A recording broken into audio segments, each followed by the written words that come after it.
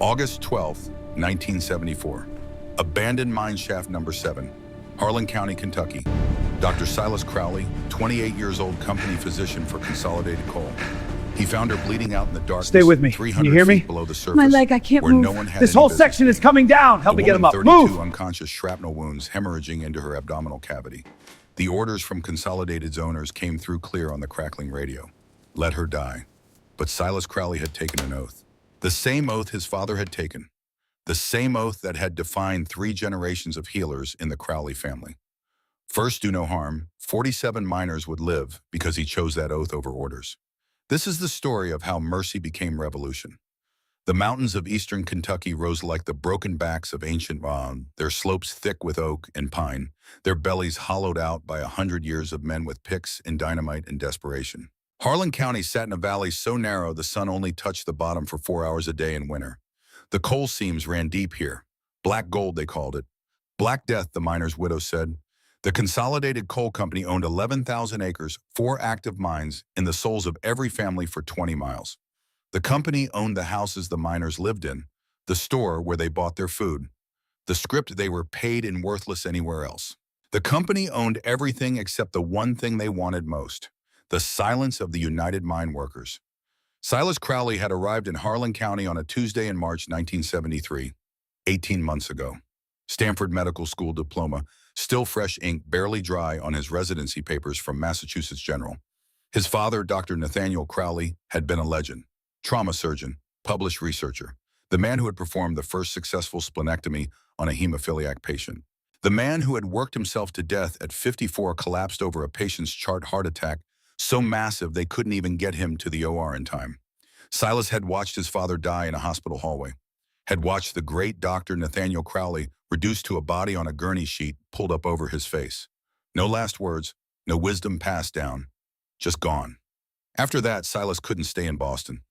Couldn't walk the halls where his father's ghost lived in every corner. Consolidated Coal had made an offer. Good salary, company housing, a chance to do real medicine, they said. Help working men, make a difference. What they didn't mention was the war. The clinic sat at the edge of Consolidated's company town, a cluster of identical gray houses arranged in neat rows like grave markers. The building had been a foreman's office once. Silas had turned it into something resembling a medical facility, 2 exam rooms, a supply closet. He'd stocked himself, driving 4 hours to Lexington every month to buy what he needed because the company's medical budget barely covered gauze and aspirin. An X-ray machine so old it probably gave off more radiation than it captured, but it was his. The only place in Harlan County where a man could get medical care without company permission or union dues. He kept both doors unlocked. The front door for company men, the back door for union. Everyone knew the rules. You came in hurting, Silas fixed you. You came in bleeding, he stopped it. You came in dying, he fought death with everything he had. He didn't ask which side you were on. Didn't report injuries to the company or the union. What happened in his clinic stayed there. It had earned him respect from both sides. And hatred. The company executives called him soft. The union militants called him a traitor for taking company money. Silas called himself a doctor and tried not to think too hard about the rest. The war had started small. Contract disputes, safety violations, the usual friction between men who risked their lives underground and men who counted profits in offices far away. But in 1972, when Consolidated had cut wages by 15% and eliminated health benefits, the United Mine Workers had gone on strike. Jedediah Blackjack Maddox, a coal miner who'd lost 3 fingers to a conveyor belt and his brother to a methane explosion, had led it. The strike had turned ugly. Strikebreakers brought in from West Virginia, union men blocking roads. Gunfire in the dark. 2 company security guards shot. A union organizer found beaten to death behind the company store. The National Guard had come and gone. The violence had continued. Now August 1974, the war had settled into a cold stalemate. The mines ran at half capacity with scab labor, while union pickets stood outside the gates every morning, signs in hand, curses ready. The town had split down the middle. Families divided, brothers on opposite sides. Silas treated them all, patched up split knuckles from both sides of the same bar fight, set broken ribs from picket line brawls, stitched knife wounds and didn't ask questions. He'd learned to recognize the sound of trouble, the distant pop of gunfire up in the hollows, the roar of an explosion that wasn't scheduled blasting, The wail of the mine whistle that meant accident, injury, death. That Tuesday morning started quiet. Silas had been in the clinic since dawn organizing his supply closet.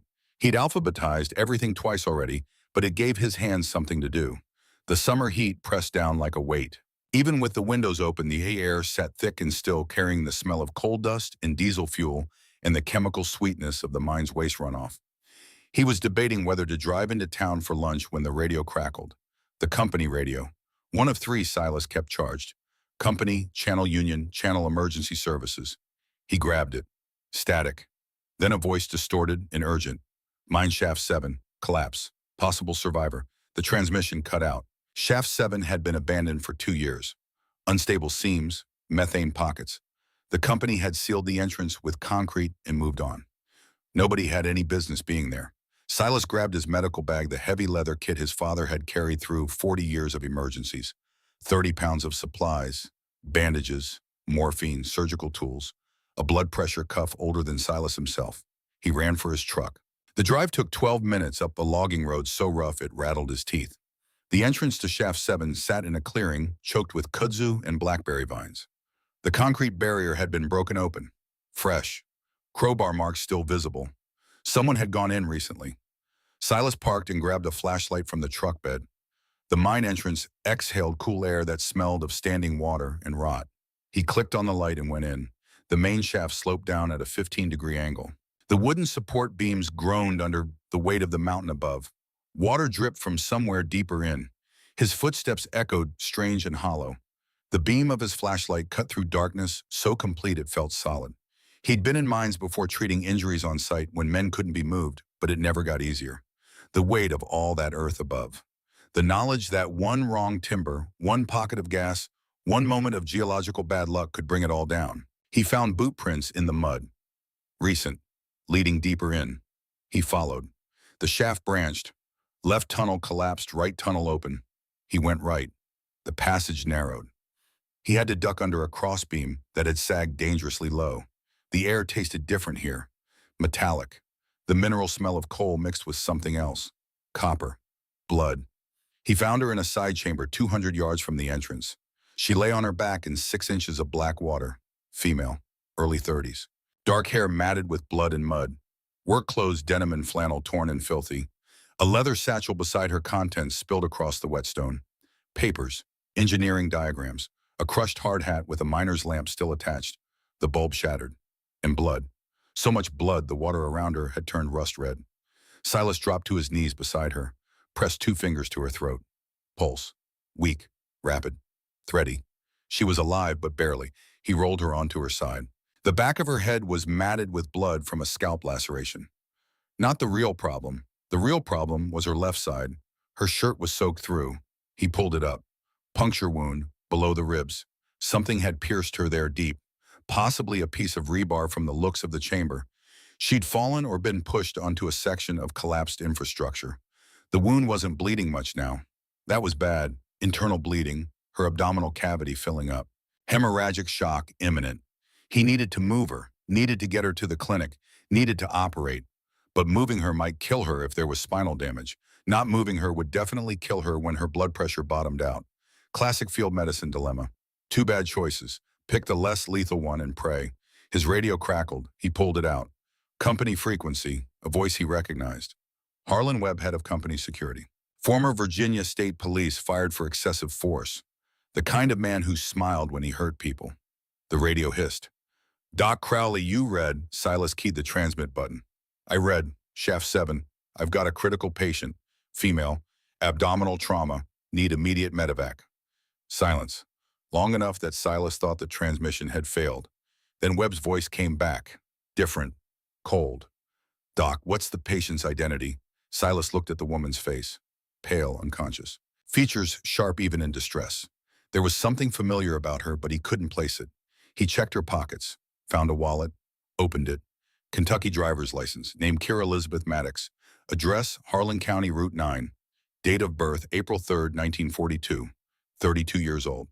And there was a photo tucked behind the license. A Polaroid. The woman before him standing beside a massive man with a black beard, both of them grinning, his arm around her shoulders. Silas knew that face. Everyone in Harlan County knew that face. Blackjack Maddox, president of United Mine Workers Local 457, the man the company called a terrorist, the man the union called a hero, and this woman bleeding out in front of Silas carried identification claiming she was his daughter. He keyed the radio. Patient identified as Kira Maddox. The silence this time was different, calculating. Webb's voice came back flat. Doc, listen to me carefully. That woman is a known union agitator. She's been involved in sabotage operations against company property. She's a criminal and as a threat. Leave her there. You copy, leave her there. This is a direct order from Consolidated Management. Silas looked at the woman, at the person claiming to be Kira Maddox, daughter of his enemy, the enemy who'd sworn to destroy the company that employed him, the enemy responsible for 2 company deaths, dozens of injuries, millions in property damage. The orders were clear. This was war. In war, you let the enemy die, but Silas wasn't a soldier. He pressed the transmit button. Webb, this is a human being. I'm a doctor. I'm bringing her in. Doc, don't do this. You bring her in, you're choosing a side. You understand what that means. Silas understood exactly what it meant. It meant the end of his neutrality, the end of treating both sides, the end of the delicate balance he'd maintained. It meant making an enemy of Consolidated Coal. It meant his job, maybe his life. He looked at the woman. Her breathing was getting shallow. Minutes left, maybe. Less. His father's voice in his head, the last conversation they'd had. Silas, fresh out of medical school, asking whether to take a lucrative private practice offer or join Doctors Without Borders. His father had looked at him with those tired eyes and said, "Son, at the end of your life, you won't remember the money. You'll remember who you saved. Choose to be someone who saves people." Silas clicked off the radio. He stripped off his jacket and rolled it into a pillow for her head. Checked her pupils. Unequal. Possible head injury on top of everything else. He pulled a cervical collar from his bag and fitted it carefully around her neck. Couldn't risk spinal cord damage. Then he fashioned a makeshift backboard from a section of wood paneling that had fallen from the wall. It would have to do. He lifted her as gently as he could. She was lighter than he expected. 5'6", maybe 120. He got her onto the board and used his belt and a length of rope from his bag to secure her. Then he started the long carry-out, 200 yards through narrow tunnels, up that 15-degree slope, carrying 120 pounds on a wooden board while crouched to clear the low ceiling. His back screamed, his legs burned. Twice he had to stop and rest, setting her down as gently as he could, checking her pulse, watching her chest rise and fall in those shallow, desperate breaths. She never woke, never made a sound, just hung on to life by whatever thread remained. He got her to the truck, laid her across the back seat, drove like hell. The clinic was 7 miles. He made it in 9 minutes, blew through 2 stop signs, and nearly rolled the truck on a switchback. He carried her inside through the back door, the union door, and laid her on the exam table in his surgery. Surgery was a generous term. It was a room with a table and lights and enough equipment to handle minor procedures. What he needed to do wasn't minor. He scrubbed fast, gloved up, cut away her shirt and examined the wound properly. Puncture lower left quadrant. Deep. The object that had pierced her had missed her spine by maybe an inch. Might have nicked her spleen or kidney. Definitely damaged something because her abdomen was distended rigid, bleeding into the cavity. Classic symptoms. He needed to open her up, stop the bleeding, repair whatever had been torn. And he needed to do it alone because calling anyone would mean questions he couldn't answer and delays she couldn't afford. He set up an IV, selenium, and what blood he had. Type O negative, universal donor. He kept 4 units in his fridge for emergencies. This qualified. He hung the bags and then got them running. Administered morphine for the pain she'd feel when she woke up, if she woke up. Then he pulled out his surgical kit. The scalpel felt right in his hand. 3 years of residency, hundreds of procedures. He'd done abdominal surgeries before, assisted on dozens more. Never alone, never without backup, never with equipment this old in a clinic this far from a real hospital. But his hands were steady. His father's hands, surgeon's hands. He made the incision. Midline, clean. Through skin, through fascia, through muscle. The abdominal cavity opened under his blade. Blood welled up immediately. Dark red, venous bleeding.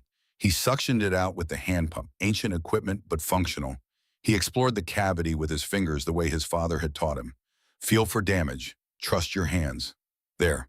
Splenic laceration. Not massive, but steady bleeding. The spleen trying to kill her 1 ounce at a time. He found the tear, 2 inches long on the inferior pole. Deep but repairable. He packed it with gauze, applied pressure, waited for the bleeding to slow, checked for other damage. The kidney looked intact, the liver untouched. Just the spleen. Lucky. If whatever had pierced her had been 2 inches to the right, it would have hit major vessels and she'd have bled out before he found her. He repaired the tear. Careful sutures, small stitches. The way his father had taught him, practicing on orange peels in the kitchen because steady hands came from practice. The spleen was tricky. Too much pressure and it would rupture completely. Too little and it wouldn't hold. He worked with the delicate touch of a man defusing a bomb. Each stitch a prayer, each knot a plea. It took 40 minutes. The laceration held. The bleeding stopped. He suctioned out the remaining blood from the cavity, packed the area with surgical gauze, left a drain. Then he closed. Layer by layer, muscle, fascia, skin. The wound became a neat line of sutures across her abdomen. Evidence of trauma made clean. He stepped back, checked the monitors. Heart rate settling, blood pressure coming up. Not good but better, stable enough. She might make it. Might. He cleaned up, disposed of the bloody gauze and instruments in the autoclave, washed his hands for the third time. Then he pulled up a chair beside the exam table and sat down to wait. The woman, the person with Akira identification, lay still under the surgical drape. Her face was pale but peaceful, the morphine keeping her under. He studied her features now that she wasn't actively dying. Sharp cheekbones, a small scar through her left eyebrow, calluses on her hands from manual labor. These weren't society hands. These were working hands. He looked at the wallet again. The driver's license appeared genuine, state-issued with holographic seal. The Polaroid looked real too. Not a photocopy, an actual family photo. The front door of the clinic slammed open. Silas stood. His hand moved automatically to the drawer where he kept the .38 revolver his father had given him. Never needed it before. Might need it now. Harlan Webb walked in, 6'2", 220, all of it mean. He wore company security uniform badge on his chest, pistol on his hip. 2 more security men behind him. Webb's eyes swept the room and landed on the exam table. On the woman. Doc. Webb's voice was quiet, dangerous quiet. I gave you a direct order. I'm a Dr. Webb. I don't take orders. I keep my oath. Webb stepped closer. His hand rested on his pistol grip. You just made a very stupid choice. You know who that is?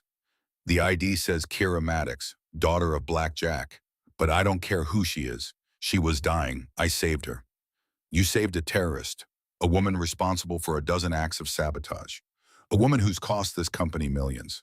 And now she's gonna wake up, recover, and go right back to trying to destroy us because of you. That's not my concern. My concern is keeping people alive. Webb laughed, no humor in it. You think the union's gonna thank you for this? You think Black Jack's gonna shake your hand? Your company, Doc. You take company money. You live in a company house, and you just saved his daughter. You know what that makes you? A doctor. A traitor. Webb leaned in close. You got 24 hours. You get her stable enough to move, you put her in your truck, and you dump her at the Union Hall. Let them deal with her, or we will. She needs at least a week of post-operative care. Moving her now could kill her. Then she dies. That was always the plan, Doc. You just delayed it. Webb turned to leave, stopped, looked back. One more thing. You're fired. Consolidated Coal no longer requires your services. You got till the end of the month to clear out of company housing. Find somewhere else to practice medicine. Somewhere that's not our problem. The 3 men left. The door slammed behind them. Silas stood in the silence, looked at the woman on his table. The woman who'd just cost him everything. Job. Home. The fragile peace he'd built between 2 sides of a war. All gone. Because he'd chosen the oath over orders. His father's voice again. At the end of your life, you'll remember who you saved. Silas pulled the chair closer to the exam table and sat down. He had 24 hours to get this woman stable. 24 hours before Webb came back. 24 hours to figure out what the hell he was going to do. He checked her vitals again. Steady, she was going to make it. That was something. He'd kept his oath, saved a life, even if it cost him his own. Outside, the sun moved across the sky. The shadows in the clinic lengthened, and Silas Crowley, former company doctor, sat beside his patient and waited for her to wake. She came to just after midnight. Silas had dozed off in his chair, head tilted back against the wall, when he heard the change in her breathing, from deep and slow to quick and shallow. Panic breathing. He jerked awake. The woman's eyes snapped open. Wild, disoriented. She tried to sit up and immediately gasped in pain. Her hand went to her abdomen, found the bandages, the drain tube. Her eyes found Silas. Don't move. His voice was calm, professional. You've had surgery, abdominal trauma. You need to stay still. She stared at him, processing. Her eyes were sharp even through the morphine haze. Gray-green, intelligent, assessing. Where am I? My clinic. You were in mine shaft 7, injured. I brought you here. You're, she was trying to place him. Company doctor. Was. I got fired about 12 hours ago. That stopped her. Because of me, because I saved you instead of letting you die like they ordered. She looked at him for a long moment. He couldn't read her expression. Pain, yes, confusion, but something else underneath. Why? Because you are dying and I'm a doctor. That's what we do. Company doctors let union people die all the time. I'm not that kind of doctor. She tried to sit up again, gasped again. He put a hand on her shoulder, gently pushed her back down. I said, don't move. You've got a repaired splenic laceration. You tear those sutures, you'll bleed out before I can get you back on the table. So unless you want to lie still. She lay still, but her eyes never left his face. What's your name? Silas Crowley. Crowley. She tested the name. I know that name. Your father was Dr. Nathaniel Crowley, Boston, trauma surgeon. You knew my father. I read his papers when I was studying pre-med at MIT. His work on hemophilia treatment was groundbreaking. She paused. I'm sorry for your loss. I heard he passed 3 years ago.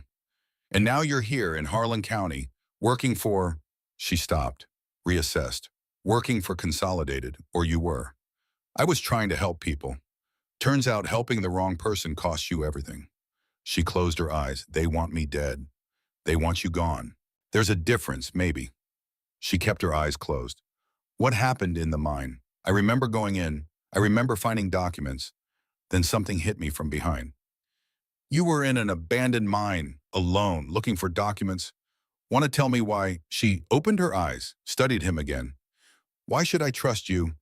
Because I just saved your life when I could have let you die. Because I lost my job doing it. Because right now you and I are both in trouble, and the only way either of us survives is if we figure this out together. She considered that. Fair point. She took a breath, winced. I was investigating. Shaft 7 was closed 2 years ago. Consolidated said unstable seams, but I got information that wasn't the real reason. I think they found something down there. Something they didn't want anyone to know about. Like what? Documents, evidence of safety violations, forged inspection reports, proof that Consolidated knew Shaft 4 was going to collapse before it did. Proof they let 20 men go down into a death trap because fixing it would have cost money. Shaft 4, the collapse that had killed 7 miners 2 years ago. Silas remembered treating the survivors, the burns, the crush injuries, the men who'd screamed about the company knowing the company lying. He'd thought it was grief talking, anger looking for someone to blame. You have proof of this. I had proof, engineering reports, internal memos, all in Shaft 7 hidden in an old office. I photographed everything, had the evidence in my satchel. She looked around. Where's my satchel? Silas retrieved it from where he'd set it by the door, brought it to her. She opened it with trembling hands, pulled out papers. They were soaked, mud-stained. The photographs were ruined. Water damage had turned them into blurred smears of gray. She stared at them. Her face went hard. They're destroyed. What happened in the mine? I told you I was photographing the documents. Someone hit me from behind. I fell. Must have landed on the rebar. I remember pain. Then nothing until I woke up here. Someone was waiting for you. This wasn't an accident. No, it wasn't. She met his eyes. Someone knew I was going there. Someone tipped off Consolidated. And someone tried to make sure I didn't come back. Silas thought about the broken concrete barrier, the fresh crowbar marks. Someone had opened that shaft recently. Had the woman opened it? Or had someone else? Who knew you were going there? I didn't tell anyone. This was my investigation. My proof. She stopped. Her face changed. Unless what? Unless someone was following me, watching me, waiting for me to lead them to the evidence so they could destroy it. And me. A chill ran down Silas's spine. You're saying this was a setup. I'm saying someone wanted those documents destroyed. And they wanted me dead, whether that's Consolidated or... She trailed off. Or who? She looked at him. In her eyes, Silas saw something he hadn't expected. Fear. Or someone in the Union who doesn't want the war to end, she said quietly. The words hung in the air. Silas pulled his chair closer. Explain. The woman shifted on the table, winced. There's a faction in the Union, led by a man named Garrett Voss. He's a militant, believes the only way to beat the company is total war. Sabotage, violence, bleeding them until they collapse. But I'm different. I studied engineering. I know what's possible and what's not. And I know this war is destroying us. The Union's running out of money. Families are starving. This can't be won with bombs and bullets. So what's your solution? Negotiation, real negotiation. Use evidence like the HFY documents as leverage. Tell Consolidated, we have proof of your crimes. We could destroy you with this, or we could keep it quiet in exchange for real reforms. Safety standards, fair wages, health benefits. Make them choose between prison and progress. That's actually smart. That's why Garrett Voss wanted me dead. If I succeed, if I prove negotiation works, his methods become obsolete. He loses power, so he had to stop me. Silas felt the pieces clicking together. Webb, Harlan Webb. He's head of company security. When I radioed in that I found you, he knew immediately who you were, like he'd been waiting for the call. You think he's working with Voss? I think someone opened that mine shaft. Someone knew you'd be investigating. Someone hit you from behind and left you to die. And when you didn't die fast enough, Webb made sure I got orders to leave you there. She closed her eyes. So I've got enemies on both sides. Looks that way, she laughed. Bitter, painful. Perfect. They sat in silence. Outside, Harlan County slept. The mines sat dark. The picket lines empty until morning. The war on pause until the sun rose. The woman opened her eyes, looked at Silas. They're going to come for me. You know that. Soon as word gets out I'm alive, they'll try again. Webb gave me 24 hours to hand you over. We've got about 8 left. And then I don't know. I'm a doctor, not a soldier. I fix people. I don't fight wars. You're in one now. You saved me. That makes you part of this. I saved you because you were dying. That's all. That's enough. She reached out, took his hand. Her grip was weak but firm. Thank you for choosing your oath over their orders. I know what it cost you. Silas looked at their hands, hers calloused from labor, his from surgical tools. 2 different kinds of work, 2 different kinds of strength. Get some rest, he said. You need to heal. We'll figure out the rest in the morning. She didn't let go. One more question. What? The ID in my wallet. You looked at it. You saw the name. Kira Maddox. You believe that's who I am? Silas paused, something in her voice. A test. The license looks real. The photo looks real. But in my experience, people who are exactly who they claim to be don't usually ask that question. She smiled, small, sad. You're perceptive, Dr. Crowley. So who are you really? Someone who needed Kira Maddox's help. Someone who needed to borrow her identity to get close to the evidence. Someone who's been working this case for a long time. She closed her eyes. My name is Elena Russo, and I'm very, very far from home. Before Silas could respond, she was asleep. The morphine pulling her under. Her hand went slack in his. Silas sat in his chair and stared at the woman. Not Kira Maddox, Elena Russo, whoever that was. Whatever that meant, she'd used a fake ID, had gotten herself injured, had manipulated him into saving her life. And now he was complicit in something he didn't understand. He should call Webb, should report this, should hand her over and walk away. But his oath didn't care about fake IDs. It didn't care about manipulation. It only cared about one thing. The woman in front of him needed medical care, and he was a doctor. He would keep her alive. Figure out the rest later. The sun rose on August 13th, 1974. Silas Crowley's last day as a company man. His first day as something else entirely. He didn't know what yet, didn't know how this would end, but he knew one thing. He'd made his choice. Saved a life instead of following orders. Chosen mercy over obedience. Whatever came next, he'd face it with that choice behind him. The woman who called herself Elena slept. Silas sat watch. And outside in the mountains of Kentucky, a war that had been cold was about to turn hot. Because Silas Crowley had saved the wrong woman. Or the right one. Time would tell which. Dawn came cold to Harlan County. The kind of August morning that promised heat later, but started with fog rolling down from the mountains like smoke from underground fires. Silas had stayed awake monitoring Elena's vitals through the night. At 6 a.m., her temperature spiked to 102. Post-surgical infection. He packed the incision with fresh antiseptic gauze and administered broad-spectrum antibiotics. Either her body would fight or it wouldn't. Medicine was prayer with a prescription pad. At 7 a.m., there was a knock at the back door. Silas reached for the revolver, but the voice that called through was young, female. "Dr. Crowley, it's Miriam Fletcher. Old Samuel sent me." Silas opened the door. A young woman stood there, early 20s, medical student scrubs. Earnest face. "Samuel said you might need help. I'm third year at University of Louisville, home for summer break. He said you have a critical patient and might need to leave for an emergency." Old Samuel, the 70-year-old union miner with arthritic hands that Silas had been treating, always 2 steps ahead. "You know how to monitor post-op vitals?" "Yes, sir." "Check temperature every hour. If it goes above 103, call me immediately. If she wakes, keep her calm.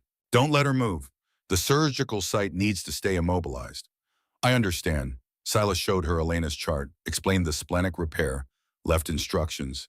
Then he grabbed his bag, because at 7:45 a.m. the radio crackled. Emergency Services channel. The voice was panicked, breaking through static. "All units, shaft 4, collapse, multiple casualties. Repeat, shaft 4 has collapsed. We need every available medic." Silas grabbed the radio. "This is Dr. Crowley." "How many casualties?" "Static, then. At least 40 trapped. Unknown. How many injured? Get here now." He looked at Miriam. "You have my number. Any change, any problem, you call." "Go, I've got this." He ran for the truck.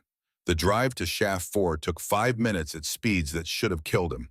He could see the smoke before he arrived. Black and thick, pouring from the mine entrance, like the mountain was bleeding. Emergency vehicles everywhere. Fire trucks, ambulances, company security, and union picketers who dropped their signs and were pulling men from the rubble. Silas parked and sprinted toward chaos. The mine foreman grabbed him.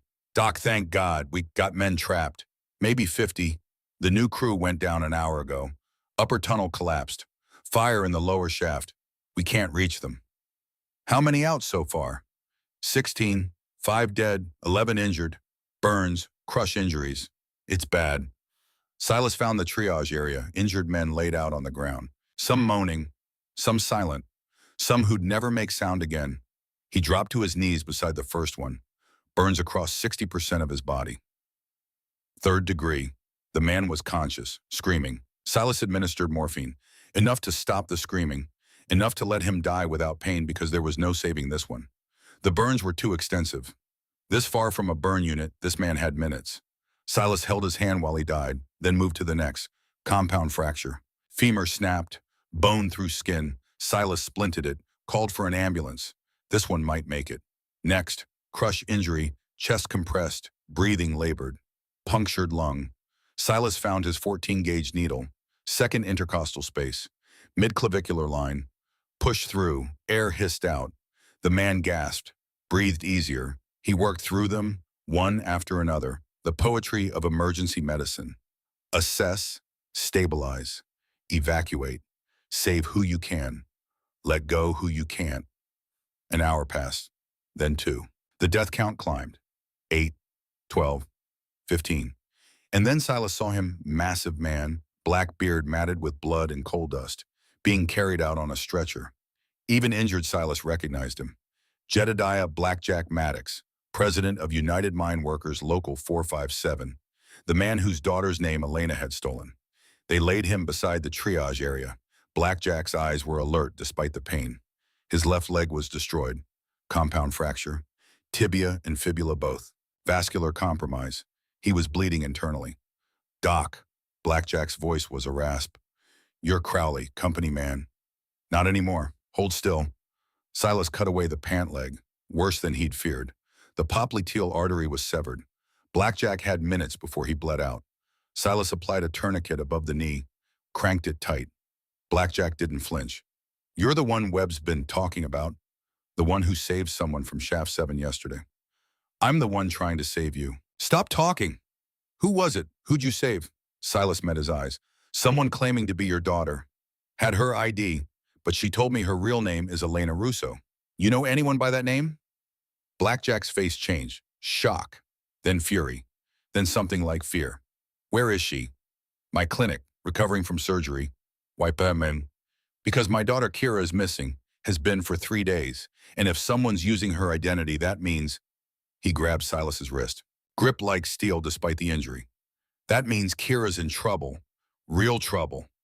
Before Silas could respond, the ground shook. A sound like thunder from underground. More smoke. More screaming. Secondary collapse, the rescue shafts going. Men running. The foreman yelling into his radio. How many still down there? Static. Then a faint voice. 37. 37 men trapped. Lower shaft can't reach them. 37 men. In the dark. Air running out. And no way to get them. Silas looked at Blackjack. Saw the calculation in the old man's eyes. Leader math. How many lives versus his own? You need surgery now or you lose the leg, maybe more. I'm not leaving while my men are down there. You're not helping them by dying up here. A woman pushed through the crowd. 30s, strong features, work clothes covered in soot. She dropped beside Blackjack. Dad. Blackjack's face softened. Kira. Silas stared. This was the real Kira Maddox. The woman whose identity Elena had stolen. She was here. She was real. And she was not the woman in his clinic. Kira looked at Silas. You're Crowley, the company doctor who saved someone yesterday. That's what I'm told. Who did you save? People are saying it was me, but I've been... She stopped. Fear crossed her face. I've been held for 3 days. Just escaped this morning. Someone grabbed me after I was investigating Shaft 7. Kept me in an old warehouse. I got away when the guards heard about the collapse and ran. The pieces clicked. Elena hadn't just stolen Kira's ID. Someone had kidnapped the real Kira to make the substitution work. To make sure no one questioned Elena's identity. The woman I saved called herself Elena Russo. Said she was investigating Consolidated. Looking for evidence about Shaft 4. Kira's eyes widened. Where is she, Mom? My clinic. But if she's not you, then who? The radio crackled. Union frequency. A voice Silas didn't recognize. Dr. Crowley, we have your patient, the real one, Kira Maddox. If you want her back alive, you'll come to the old processing plant. Alone. 1 hour. Don't be late. The transmission ended. Silas looked at the real Kira sitting in front of him. Then at the radio. Then understood. They had Elena, the woman he'd saved, the woman who'd stolen Kira's identity. And whoever they were, they thought Elena was the real Kira, which meant Elena was in danger. Because whoever grabbed her didn't know they had the wrong woman. I have to go, Silas said. You'll get yourself killed, Blackjack said. Maybe, but I saved her life. I'm not going to let someone else end it. He stood, grabbed his bag, ran for his truck. Behind him, Blackjack called out, Crowley, if you bring my name into this, if you need help, you use it. You saved someone who needed saving. That makes you one of us. Silas didn't look back, just ran. The old processing plant sat like a corpse on the edge of the county, abandoned for a decade. Rust and broken windows, the kind of place where bad things happened. Silas parked outside, left the engine running, grabbed his tire iron from the truck bed, wished again for his revolver, but he'd left it with Miriam in case Elena woke violent. He walked through the main entrance. The interior was vast, empty. Sunlight through holes in the roof, pigeons in the rafters, broken glass and spent shell casings on the floor. Dr. Crowley, punctual. The voice came from above. Silas looked up. A man stood on a catwalk. 30s, lean, hard, rifle in hands. 2 more men flanking him. And between them, hands bound, mouth gagged, was Elena. Garrett Voss. Had to be. Let her go, Voss. Oh, I will, after we talk. Come up, use the stairs, slowly. Hands visible. Silas climbed, each step echoing, reached the catwalk. Voss gestured with the rifle. Drop the tire iron. Silas dropped it. It fell through the grating to the floor below. Voss smiled. You're probably confused. Let me explain. See, Kira Maddox is a problem. Wants peace. Wants negotiation. Can't have that. War is profitable for the right people. So I needed her gone. But if I killed her, Blackjack would tear the county apart. Needed a scapegoat. That's you. You set this up. The fake Kira, getting me to save her, making me the enemy of both sides. Exactly. When Kira dies, everyone blames you. Bitter company doctor. Lost his job. Well, took revenge. Perfect story. Except she's not Kira. She's Elena Russo, professional operative. And I'm guessing you didn't know that when you hired her. Voss's smile faltered. What? The woman you're about to kill, not Kira Maddox. She told me herself. So whatever plan you had, it's already broken. Voss looked at Elena. She met his gaze. Even bound and gagged defiant, he ripped off her gag. Who the hell are you? Elena smiled, blood on her teeth from where they'd hit her. Someone who played you. Someone who was hired to infiltrate both sides. Someone who got what she needed while you idiots fought over scraps. Who hired you? Why would I tell you that? Voss raised the rifle, pointed it at her head. Because I'll kill you if you don't. You'll kill me anyway. At least this way I die, knowing you'll never figure it out. That you'll go to prison, wondering who really won. Voss's finger moved to the trigger. Silas lunged, grabbed the rifle barrel, shoved it up. The shot went wide, punched through the roof. Pigeons exploded into flight. Voss stumbled back. Silas tackled him. They went down on the catwalk. The metal rang like a bell. The rifle clattered away. Voss's men moved in. One pulled a knife, came at Silas. Elena, hands still bound, kicked out. Caught the man's knee. He went down. His knife skittered across the grating. Silas rolled off Voss. Grabbed the fallen knife, came up slashing. Caught the second man across the arm. Not deep, but enough. The man fell back. Voss was on his feet, pulled a pistol, aimed at Silas. The gunshot was deafening. But Voss was the one who fell, blood spreading across his leg. He screamed, dropped the gun. Silas spun. Someone else was on the catwalk. Old Samuel, holding a revolver, smoke curling from the barrel. Thought you might need help, Doc. Behind Samuel, more men, Union miners, armed. They'd followed, had his back. Voss's men dropped their weapons, raised their hands. Silas cut Elena's bonds. She stood, rubbed her wrists. Thank you, she said. You lied to me about who you are, about everything. I told you my real name. That was more honesty than most people get. Who hired you? What are you really doing here? Before she could answer, sirens. Multiple vehicles, coming fast, company security, or federal agents, or both. Elena looked at Silas. I need to disappear, now.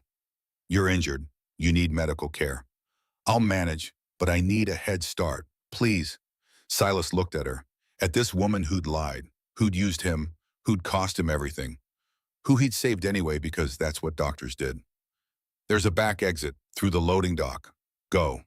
She ran. Samuel grabbed Voss, applied a tourniquet to his leg. This one's going to prison. He'll live long enough to stand trial. Federal agents poured in.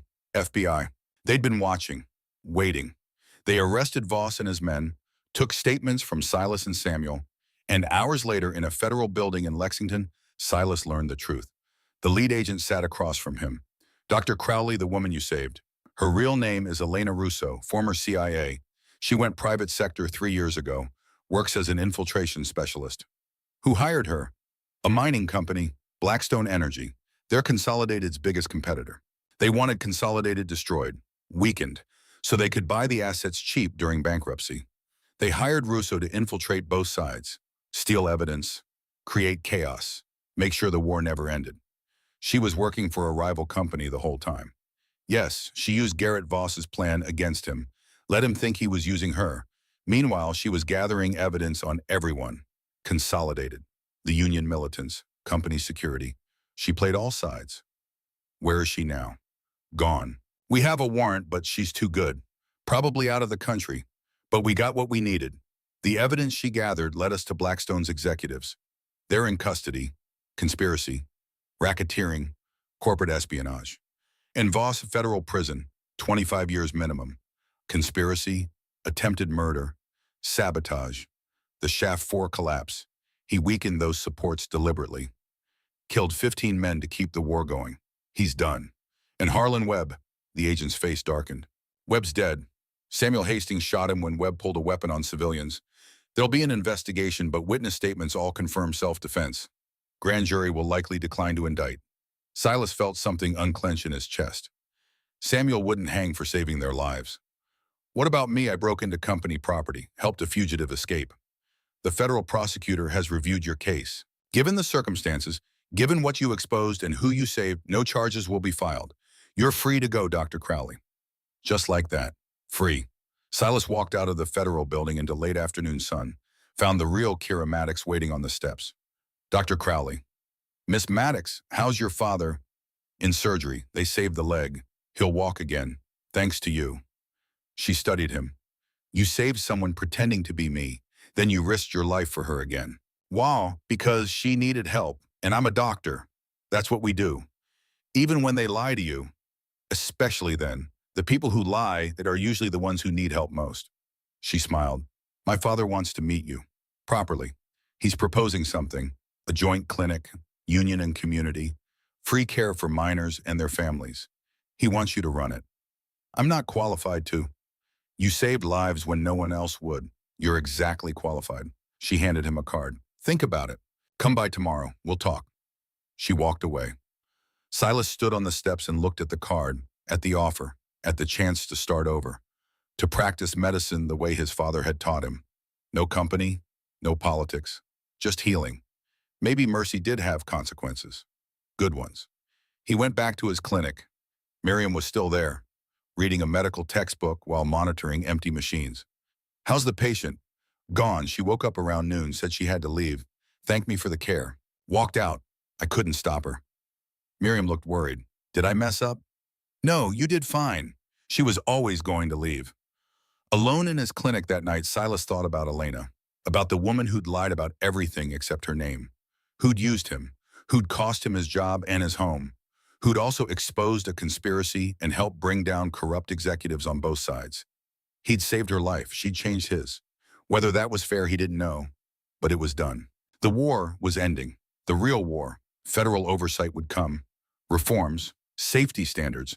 The violence would stop because the profiteers were in prison and the militants were arrested, and Silas had a choice. Walk away or stay and help rebuild. He thought of his father. You'll remember who you saved. He'd saved Elena. He'd saved Black Jack. He'd saved 17 men at HFY. He'd saved a community by exposing the truth. That was enough. That was legacy. He called Kira's number. I'll take the job. When do I start? The joint clinic opened 6 weeks after the HFY collapse, October 1974. The building had been an old union hall empty since the strike started. Now it was 2 exam rooms, a small surgical suite, and a waiting area that seated 20. The sign outside read, Harlan County Community Health Center. Free care for all. No company logo, no union seal. Just a promise. Silas hired Miriam Fletcher as his nurse. She'd deferred medical school for a year to help. Together they saw 60 patients the first week.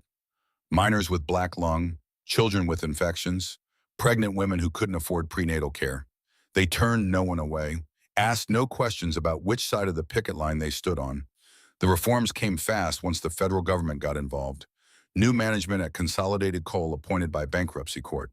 The old executives were facing trial. Harlan Webb was dead. Garrett Voss was in federal prison. The union militants were scattered leaderless. Blackjack Maddox negotiated the first real contract in Harlan County's history. Fair wages, health benefits, safety standards with federal enforcement. It wasn't everything the union wanted. It wasn't everything the company wanted. It was compromise. It was progress. Kira Maddox became the union's chief safety officer. She used her MIT engineering degree to redesign tunnel supports, ventilation systems, evacuation protocols. Mine deaths dropped by 40% in the first year. And Silas practiced medicine, the kind his father had taught him. See the patient, treat the patient, save the patient. Everything else was politics. 3 months after the clinic opened on a cold January morning, the door chimed. Silas looked up from his charts. 2 FBI agents stood in the waiting room. Dr. Crowley, we have some information about Elena Russo. They sat in his office. The lead agent opened a folder. We found her. She's in federal custody, arrested in Montreal trying to board a flight to Prague. She'll stand trial for espionage conspiracy fraud. She's looking at 20 years minimum. Silas didn't know what to feel. Did she say anything? She asked us to give you a message. The agent handed him an envelope. Inside a handwritten note. Dr. Crowley, I lied about many things, but not about this. You saved my life. I was bleeding out. You chose mercy. That choice changed everything. The evidence I gathered brought down Blackstone Energy. All of it. CEO, board of directors, legal team. 23 executives facing federal charges. The company's assets are being liquidated, profits distributed to victims of their schemes. That includes Harlan County. Turns out Blackstone owns shares in Consolidated. Profits from every unsafe mine, every corner cut, every life lost. They're being held accountable. I manipulated you, used you, cost you your job and your home. But I also gave you something. Proof that one person choosing right can cascade into systemic change. You saved one life. That life exposed a conspiracy. That conspiracy's collapse saved hundreds more. Thousands probably as the reforms spread. That's the power of the oath. Not just healing bodies, but healing systems, making the world slightly less broken. I'll spend decades in prison. I deserve it. But I wanted you to know. Your choice mattered, more than you'll ever know. Thank you for being exactly who you are. Elena Silas folded the letter, put it in his desk drawer. Will she testify? He asked. She already has. Her evidence led to 43 arrests across 3 states. Mining executives, corporate lawyers, politicians who took bribes. The corruption went deeper than anyone knew. She helped expose all of it. In exchange for what? Reduced sentence, 15 years instead of 30. And she requested one thing, that we tell you what her evidence accomplished. She was very specific about that. After the agents left, Silas sat alone in his office, thought about Elena, about the woman who'd lied about everything, who'd been exactly the right person in exactly the right place to tear down an empire of corruption. He'd saved her. She'd saved hundreds, maybe thousands. That was mercy. That was the cascade. His father had been right. Time passed the way it does in small towns. Seasons cycling, children growing, the mines running safer. The clinic expanding. Silas hired 2 more doctors, built an addition for physical therapy, started treating black lung with new federal protocols. And slowly, carefully, over months and years, he and Kira built something that looked like partnership. Professional at first, then friendship, then something more. They married in the spring of 1976. Small ceremony, Union Hall again. Blackjack gave her away. Old Samuel was best man. Sarah Morrison from the Louisville Courier-Journal covered it. From war to peace, doctor and engineer unite, Harlan County. Their daughter was born in 1977. They named her Hope. Hope Sarah Crowley Maddox, a name that meant something, a name that carried weight. Hope grew up in the clinic, did her homework in the waiting room, helped file patient charts, watched her father stitch wounds and set bones, watched her mother redesign mine safety systems and testify before Congress. Learned that work could be purpose, that service could be legacy. She went to medical school, Johns Hopkins, graduated top of her class, could have gone anywhere, chose to come home. Someone needs to continue what you started, she told Silas. Might as well be family. The reforms spread beyond Harlan County. What Blackjack and Kira had negotiated became a model. The Mine Safety and Health Act of 1977 codified it into federal law. Mandatory inspections, whistleblower protections, penalties for companies that valued profit over safety. The law was imperfect, full of loopholes, but it saved lives, thousands of them, tens of thousands eventually. Because Silas had saved one woman who'd exposed a conspiracy that forced the system to change. Cascade. Ripples. One choice becoming many. 20 years passed like water. The clinic expanded. The mines got safer. The war became memory. What remained was work. Hard work. Honest work. But work where men went underground and came home. Where widows became rare. Where children grew up with fathers. Silas aged into it. Gray at the temples, lines around his eyes. Parkinson's started in his early 60s. Progressive, incurable. His hands began to shake. Surgeon's hands failing. He retired at 70, handed the clinic to Hope, watched her take over with pride. She was better than he'd been, sharper, more compassionate. She'd learned from his mistakes. He spent his final years gardening, reading his father's medical journals, sitting on the porch with Kira watching the mountains. They were old now, worn, but they'd won. They'd actually won. The mines were safer, the laws were stronger. The system had changed, not perfectly, not completely, but enough to matter. Silas died on a Tuesday in October 2019. Pneumonia complicated by Parkinson's. He went fast. Hope was with him. Kira held his hand. His last words were to his daughter. You're a good doctor. Better than me. Better than your grandfather. Make sure you choose mercy. Always. Even when it costs you. Then he was gone. The funeral was 3 days later. They held it at the Union Hall because the church wasn't big enough. 400 people came. Miners, families, union leaders. The current CEO of Consolidated Coal, operating under federal oversight, implementing policies Silas had helped design. Sarah Morrison came, retired now but still writing. She'd won a Pulitzer for her coverage of the coal wars. Old Samuel's grandson came. Samuel himself had died in 1998, age 94. The grand jury had declined to indict him for Webb's death, ruled self-defense. He'd lived his final years as a local hero. Blackjack Maddox came, 93 years old, wheelchair-bound. But present, he'd outlived everyone from the old war. Hope gave the eulogy. My father was a simple man. He didn't want to be a hero, didn't want to change the world. He just wanted to practice medicine, to heal people, to keep the oath. But sometimes simple choices have complicated consequences. In 1974, he found a woman bleeding out in Mine Shaft 7. His orders were to let her die. His oath said, save her. He chose mercy. That choice cost him his job, his home, almost cost him his life.